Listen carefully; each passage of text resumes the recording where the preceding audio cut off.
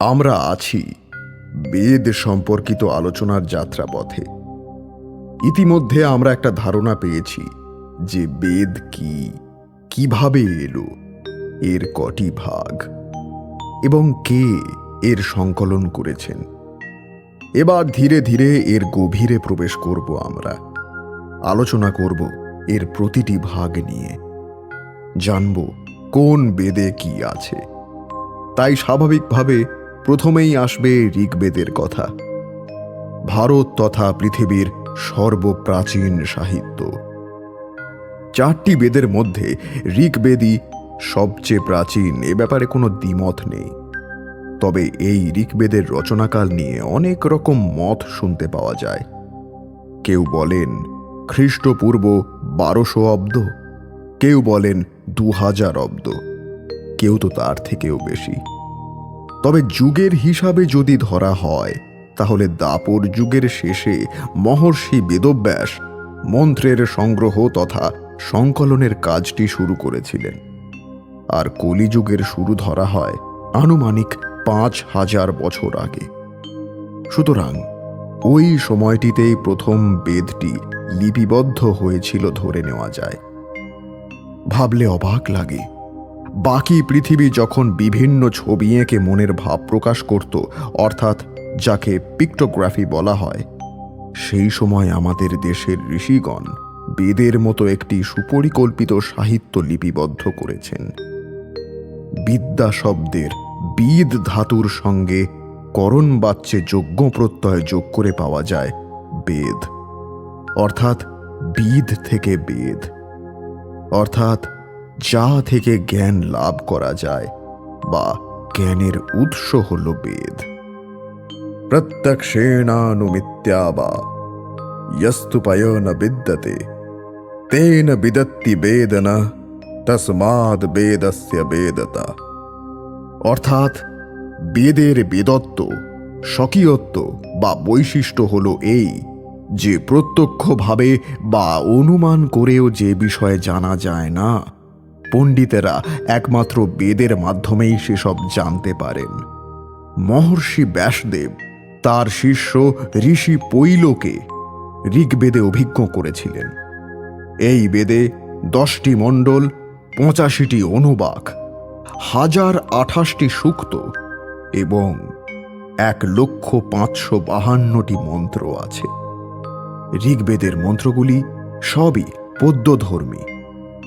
এই শব্দগুলো হয়তো অপরিচিত, তাই এগুলোর সংজ্ঞা দেওয়া প্রয়োজন।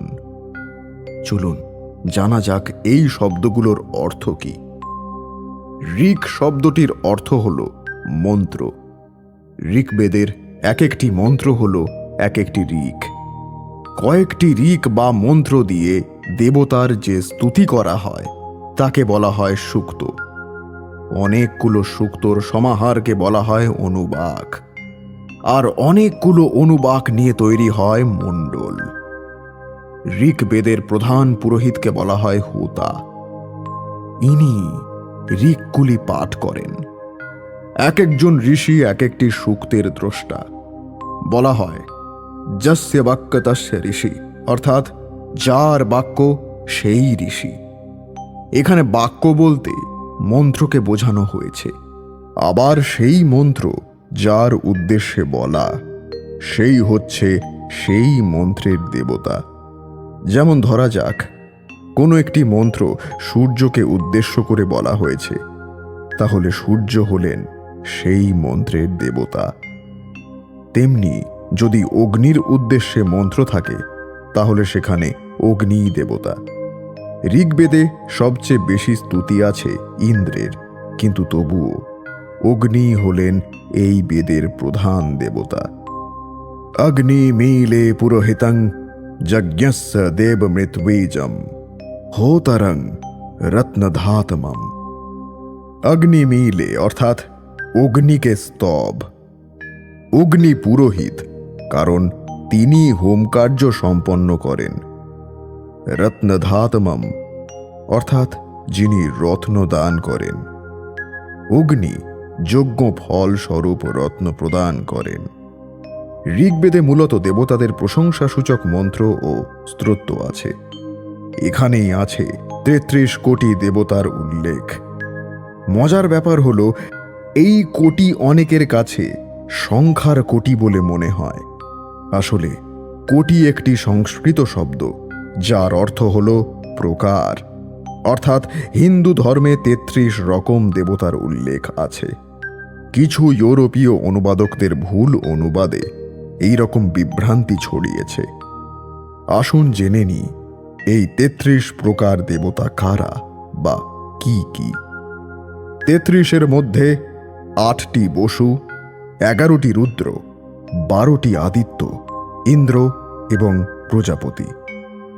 প্রতিটি বেদের মতো ঋগ্বেদেরও ৪টি ভাব: সংহিতা, ব্রাহ্মণ, আরণ্যক আর উপনিষদ। মন্ত্রগুলো মূলত সংহিতা অংশেই ছন্দ কাব্যগীতি আকারে থাকে। পণ্ডিত দয়ানন্দ সরস্বতী প্রতিটি বেদের শুধু সংহিতাকেই প্রকৃত বেদ বলে মনে করেছেন। তাঁর মতে ঈশ্বর প্রদত্ত মন্ত্র তো শুধু সংহিতাতেই আছে, বাকিটা তো পূজা বা যজ্ঞের বিধি নিয়ম। হিন্দু পুরাণ মতে ব্রহ্মার ৪ মুখ থেকে ৪ই বেদের উৎপত্তি হয়েছিল। মনু মতে ব্রহ্মা অগ্নি, বায়ু, রবি থেকে ঋক, যজু ও সামবেদ দহন করেছিলেন। পরে ব্রহ্মা তার পুত্রদেরকে এই বেদ দান করেন। এরপর এই পুত্ররাই তাদের উত্তরাধিকার ও শিষ্যদের অধ্যয়ন করান। এর অনেক পরে দাপর যুগের শেষে ব্যাসদেব এই মন্ত্রসমূহকে ৪টি বেদে ভাগ করেন। তিনি তাঁর শিষ্য পৈলকে ঋক সংহিতা দান করেন। পৈল তা আবার তাঁর শিষ্য ইন্দ্রপ্রমিতি ও বাষ্কলকে শেখান। ইন্দ্রপ্রমিতি আবার মার্কণ্ডেয়কে শিক্ষা দেন। বাষ্কল তাঁর ৪ শিষ্য শাকল, অশ্বালায়ন, সংখ্যায়ন ও মান্ডুককে শিক্ষা দেন। এই রূপে বেদে শিষ্য পরম্পরায় প্রচারিত হওয়ার সময় বিবিধ পরিবর্তন হয়েছে। বর্তমানে বেদের যে রূপটি প্রচলিত তা হল মূলত শাকল মুনির প্রণীত রূপ। বিভিন্ন সময় বিভিন্ন ঋষিদের দ্বারা পরিবর্ধিত, পরিমার্জিত হয়ে ঋগ্বেদ বিভিন্ন উপশাখায় বিভক্ত হয়ে পড়েছিল। এরূপ কয়েকটি উপশাখার মধ্যে ঐতরেয়ী, কৌশিতকী, শৈশিরী, পৈঙ্গী উল্লেখযোগ্য। ঋগ্বেদের অনেকগুলো শাখা থাকলেও বর্তমানে বাষ্কল ও শাকল শাখার ঋগ্বেদের প্রচলন রয়েছে। তবে শাকল শাখার ঋগ্বেদই সবচেয়ে বেশি প্রচলিত। এবার ঋগ্বেদের একটি সুন্দর মন্ত্রের কথা বলি। এই মন্ত্রে খুব সুন্দরভাবে পরমাত্মার একটি বর্ণনা দেওয়া আছে। यत्रानन्दाश्च मोदाश्च मुदः प्रमोद आसते कामस्य यत्राप्ताः कामस्तत्र ममृतं क्रीधि। অর্থাৎ আমি অন্ধকারের ঊর্ধ্বে সেই মহান প্রকাশময় সূর্যতুল্য পরমাত্মাকে জানি। তাকে জানলে অমৃতত্ব প্রাপ্ত হয়ে যায়। এছাড়া আর কোনো পথ নেই। এই জন্য যেখানে আনন্দই আনন্দ রয়েছে, আর যেখানে সকল কামনা পূর্ণ হয়ে যায়, সেই মোক্ষধামে আমাকে অমর করুন। এই মন্ত্রের মধ্যে দীর্ঘাতি দীর্ঘ জীবন অর্থাৎ অমৃতত্বের মহান ইচ্ছা বর্তমান রয়েছে। সংসারে অনেক দিন বাঁচার যে ইচ্ছা দেখতে পাওয়া যায়, সেটা হলো এই অনন্ত জীবনের অভিলাষা। এইভাবে মানুষের এই 7টি স্বাভাবিক ইচ্ছাগুলোকে দেখানোর মন্ত্র বেদের মধ্যে বিদ্যমান রয়েছে। কিন্তু এই ইচ্ছাগুলো গৃহস্থাশ্রম ছাড়া পূর্ণ হওয়া সম্ভব নয়। পরবর্তী পর্বগুলিতে এই রকম আরও অনেক মন্ত্র নিয়ে আলোচনা করব, যার গভীরে প্রবেশ করলে মনে হবে সত্যি এই পথ ছাড়া আর কোনো গতি নেই। পরমাত্মাকে জানতে হলে বেদই হলো একমাত্র পথ। আর শুধু পরমাত্মাই কেন, নিজেকে জানতে, জীবনকে বুঝতে বেদকে জানতে হবে। এই প্রসঙ্গে বলে রাখি, প্রতিটি বেদেরই একটি করে উপবেদ আছে। উপবেদ কিন্তু ঈশ্বর প্রদত্ত নয় বা অপৌরুষেয় নয়। প্রতিটি বেদকে ভিত্তি করে বিভিন্ন ঋষিরা উপবেদ রচনা করেছেন। ঋগ্বেদের উপবেদ হল স্থাপত্য বা শিল্পবেদ।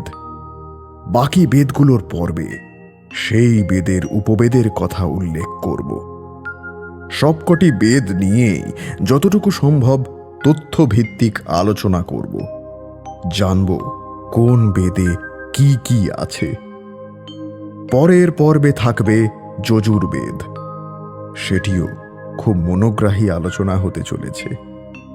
চলবে আমাদের বেদ সংক্রান্ত আলোচনার যাত্রাপথ।